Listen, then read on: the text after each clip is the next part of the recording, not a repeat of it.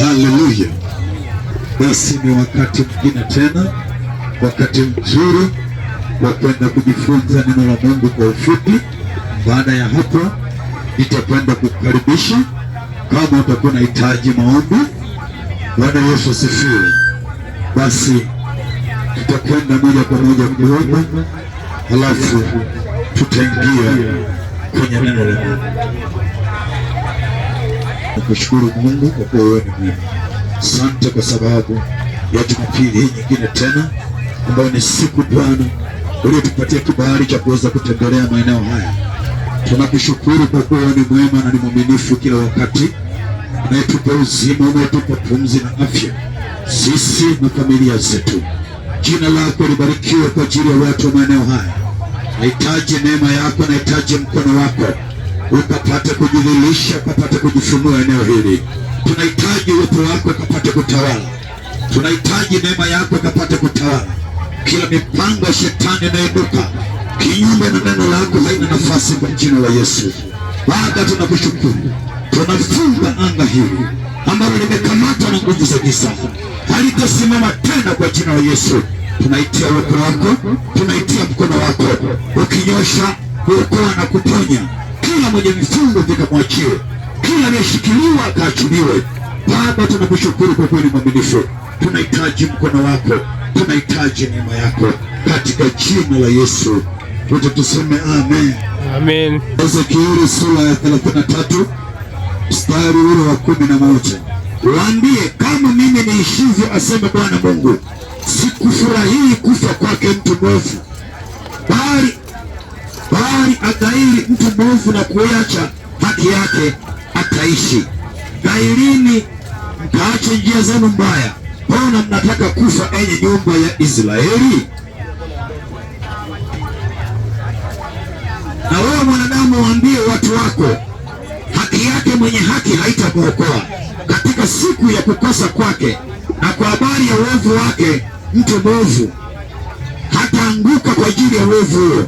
Siku ile atakapogairi na kuacha uovu wake, wawe yeye mwenye haki hataweza kuishi kwa haki yake siku ile atakapotenda dhambi. Bwana Yesu asifiwe. Kitabu cha nabii Ezekieli kinazungumzia habari ya mwanadamu anawezaje akawa hai tena akiwepo duniani. Hata akifa anawezaje akawa hai tena? Kwa sababu tunafahamu kila mwanadamu anayezaliwa na mwanamke anaweza akaishi duniani kwa kipindi fulani, lakini mbele hawezi kuvuka mpaka wa kifo. Kifo kipo pale pale. Lakini hata ukiwa mwanadamu mtenda mema kiasi gani, kumbuka mbele yako huwezi ukavuka kifo, kwa sababu kwenye Biblia kuna watu walikuwepo ni watumishi wa Mungu kama kina Ezekieli, lakini tunaona mwisho wa siku walikufa. Walikuwepo kina Ibrahimu, tunaona mwisho wa siku walikufa. Walikuwepo manabii na mitume, lakini mwisho wa siku walikufa. Walikuwepo watu wengine, walikuwepo wanafunzi wa Yesu, walitembea na Yesu alipokuwa duniani, lakini mwisho wa siku walikufa. Hata kama waliona Yesu alipokuwa anafufua watu, waliona Yesu akitenda miujiza, wakina Lazaro anakufa zaidi ya siku 4, lakini Yesu aliwafufua, lakini mwisho wa siku bado Lazaro alikufa. Hicho mwanadamu alichonacho, huo ndio udhaifu wa mwanadamu. Ndio maana Mungu anasema kwenye kitabu cha Ayubu, mwanadamu aliyezaliwa na mwanamke siku zake za kuishi sio nyingi, tena zimejaa tabu, tena zimejaa masumbufu. Ndio maana ukiamka asubuhi unawaza utakula nini, ukifikiria utawako ada za shule, ukifikiria kazi ngumu. Wanadamu wamejaa tabu, wanadamu wamejaa mateso kwenye hii dunia, wanadamu wamejaa shida, na Mungu anafahamu. Ndio maana anamwambia Ezekieli, nena na watu wako waambie, hivi kweli mtu mwovu anapofanya dhambi, atakapofanya uovu huo, katika uovu wake aliyoutenda, asifikiri atakuwa hai. Kwa kuwa watu wengi watumishi walikufa, manabii wengi wamekufa, kwamba baada ya kifo, kama unavyofahamu, baada ya kifo ni hukumu tu, hakuna njia nyingine kujitetea. Ndio maana tunapokuwepo hai, Mungu anataka tutafute nafasi ya kutengeneza angali tuko hai. Ndio maana Mungu huyu anasema Ezekieli, mimi sifurahi kifo cha mwenye dhambi. Kama Mungu afurahi kufa kwa mwenye dhambi, ujue shetani na ibilisi yeye anafurahia. Kama Mungu afurahishwi na kifo cha mwenye dhambi, ujue shetani anafurahia. Kitu chochote ambacho kinamuuzi Mungu, shetani kwake anafurahi. Kitu chochote ambacho kinamchukiza Mungu, kwa shetani kwake ni burudani. Mungu akisema usiibe, shetani anasema iba. Inawezekana utajiuliza, huyu shetani yuko wapi? Nataka nikwambie mwanadamu unayesikia, shetani anabebwa kwenye mwili wako, yuko ndani yako, anaishi na wewe. Wewe unafikiri mtu anayejinyonga, kilichomnyonga ni nini? Anaona kama ni wazo linamjia. Maisha ni magumu, wengine wameachwa kwenye ndoa, wengine wametelekezwa na waume zao. Hasira, uchungu inapelekea kutafuta kamba na kwenda kujiua. Kuzimu inafurahi inapokea wafu wanaokufa katika dhambi, lakini Mungu aliye hai hafurahishwi na kifo cha wenye dhambi. Nakupa pole mwanadamu usiyejua kweli, kwa sababu baada ya kifo ni hukumu. Hauna kukukwepa, hautakimbia wala ukwepe uso wa Mungu, kwa sababu jua leo tunahubiri habari hizi. Inawezekana ukakutana na gari mbele, ukakutana na bodaboda. Kama ulisikia, hiyo ndio hukumu ya kwanza. Amina. Ni uchungu, kifo cha mwenye dhambi ni uchungu. Na ndio maana mimi huwa nasema hakuna maombi ya kuombea marehemu Mungu amsamehe, wala Biblia sijasema. Zaidi sana Biblia inasema Mungu ni Mungu aliye hai tu. Na Daudi akasema kwenye Zaburi, kila mwenye pumzi ndiye anayepaswa kumsifu Bwana, kwa sababu kumsifu Bwana hata wachao ukikaa kuzimu kule, wao wenyewe wanamsifu Bwana wao. Wakikaa makahaba kwenye baa wanamsifu Mungu wao. Lakini watu wenye pumzi, Biblia inasema lazima msifu Bwana. Huyu ndiye aliyewaumba, aliyewapa pumzi. Huyu ndiye aliyewaunganisha ninyi. Unapopumua, Bwana anatoa hesabu yako, anajua mwanadamu yuko hai. Unapokapishwa hiyo pumzi, roho yako inapokutoka, Mungu anasema ndipo mwanadamu amepungua kwenye dunia.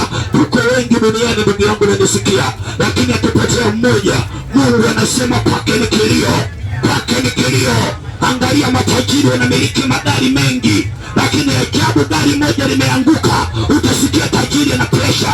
Kwa akili ya kawaida unaweza ukajiuliza, mbona na magari zaidi ya 500, kwa nini gari moja linampa presha? Au wewe una watoto 10, mtoto mmoja akifa, kwa nini unalia kwa uchungu? Ni yote ni kwa sababu hupendi kupoteza.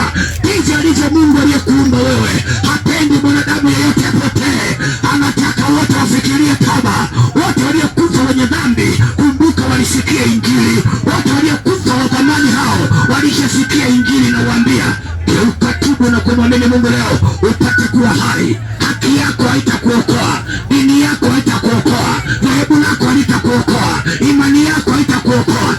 Iko imani moja tu ya mwanaume Yesu. Yeye ndiye aliyejitoa pale kwenye msalaba, akamwambia kina Petro, nitawathibitishia siku ya 3 mtanikuta tena. Mwanaume akachomoka siku ya 3. Wote tumaini letu liko pale, uzima wetu uko pale. Kabla ya yote wanaokufa, Yesu alifufua. Ukikutana na mauti, Yesu alimkataa mauti, wote walifufua. Anamtembelea mwanamke mmoja wa Naini, mama mjane analia, amefiwa na mwanae. Yesu akasema, mama, unalia nini? Isiwe msiba kwako. Angalia Mafarisayo walivyomcheka na Wayahudi, wakasema, wewe unaongea nini wewe? Huyu mtu amekufa. Akasema, hapana, nijapokuwa hai mimi, hapa mimi ndiye nuru ya uzima. Akagusa jeneza, mtoto akatolewa miaka 12. Lakini leo jema zaidi, yuko mtu mwingine anaitwa Lazaro. Yeye amekufa na siku 4 kwenye kaburi. Watu wanalia na kuomboleza. Yesu anapewa taarifa, yule Lazaro unayempenda amefariki. Yesu akawaambia wanafunzi wake, angalieni na shukuru sikuwepo huko, kwa sababu naona miujiza mingi mnafikiri natengeneza. Afadhali sikuwepo. Huyu hajafa, amelala usingizi tu, nitakwenda kumwamsha kwenye kaburi. Watu wakasema, Lazaro ananuka. Yesu akasema, msiogope, mnamwamini Mungu, niaminini na mimi. Mimi ndiye funguo ya mauti. Ukinipokea mimi, umempokea Mungu. Wewe ni mlango, ni kweli. Unamwamini Mungu, ni kweli, lakini Yesu ndiye funguo ya mauti yako. Ukifa katika Kristo, una uzima katika Kristo. Kwenye Ufunuo wa Yohana anasema, heri wafu wafao katika Bwana, tangu sasa wapate kupumzika baada ya tabu zao. Ajabu ni kwamba ukikutana na mtu, yeye anasema, wewe ndugu yangu amefariki, najua Mungu amempeleka mahala pema peponi. nataka nikwambie, kama ni mlevi yupo kuzimu, kama ni mzinzi yupo kuzimu, kama ni msengenyaji huyo amekufa na madeni ya dhambi. Mbaya kufa na madeni ya dhambi. Unapokuwa hai una nafasi ya kumwambia Mungu, Baba nisamehe, Baba nimekosa. Utasamehewa vipi? Lazima umpokee Yesu yule pale. Ile ndio sadaka Mungu aliyeitoa, ile ndio kafara Mungu aliyeitoa. Huyu ni Mungu aliachilia kafara ya Yesu, ili kwa damu ya Yesu watu tukombolewe, kwa damu ya Yesu watu tutakaswe. Musa aliwatakasa watu kwa damu za kondoo. Akasema mmefanya dhambi, akanyunyiza damu kwenye vitabu vya Torati, akawanyunyizia ile hema. Alafu Mungu alimwambia, hiyo hema unayoiona Musa, hebu itengeneze mfano wa ile niliyokuonyesha mbinguni. Ile hema isiyotengenezwa kwa mikono ya mwanadamu, ni hema ambayo ni Mungu ameubuni ule mti mtakatifu. Ule ni mji wa ajabu mno.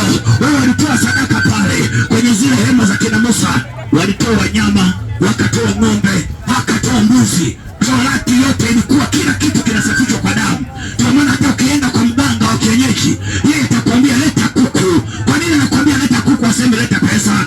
Atakwambia leta mbuzi, leta ng'ombe. Kinachotafutwa ni damu. Amina. Kitabu cha Mwanzo kinasema mtu atakayeua mwanadamu, damu yake itamwagwa na mwanadamu. Na utakapokula mnyama, hakikisha damu yake unaifukia, kwa sababu mtu atakayekula damu, Mungu anasema nitamkatilia mbali, kwa sababu damu inanena, damu inaongea, damu inaongea wewe, haifi na haipotei. Yule Habili alikufa zamani bustanini. Yesu akasema damu ya Habili mpaka leo inanena, lakini hakuna damu inayopotea. Hata kifo chake kinanena leo. Damu ya Yesu inanena kwenye mapepo. Kila mapepo yanapokujia yakiona damu ya Yesu yanasema huyu ana uhalali, kwa sababu ni mwana wa Mungu. Yesu ndiye mwana katika mwili, katika roho yeye ni Mungu mwenye nguvu. Alitumia mamlaka na kuamuru kiwete tembea. Amina. Kiwete anasimama, vipofu wanamwambia hebu pata kuona, vipofu wanaona. Amina. Musa zilikuwa ziwezi kutakasa wenye ukoma. Wakasema mwana wa Daudi turehemu. Akasema nendeni mkajionyesha kwa makuhani, lakini msitangaze mpaka nitakapofufuka katika wafu. Wakaenda wakatangaza mjini kote.